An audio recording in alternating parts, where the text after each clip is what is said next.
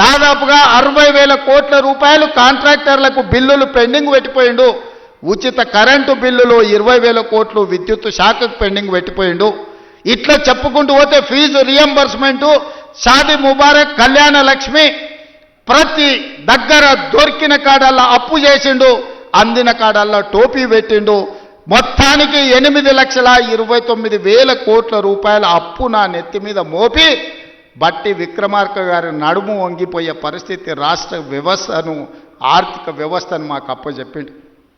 ఇన్ని అప్పులు, ఇన్ని తప్పులు చేసి ఇంకా ఇవాళ రోడ్ల మీదకి వచ్చి అడ్డమైన మాటలు మాట్లాడుతున్నారు. ఇవాళ వాళ్ళు చేసిన అప్పులను, వాళ్ళు చేసిన తప్పులను సరిదిద్దడానికి రోజుకు 18 గంటలు పనిచేసిన సరిపోని పరిస్థితి.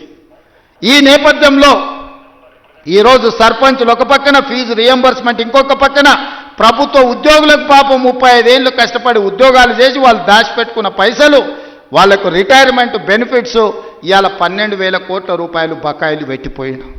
ఎవరైనా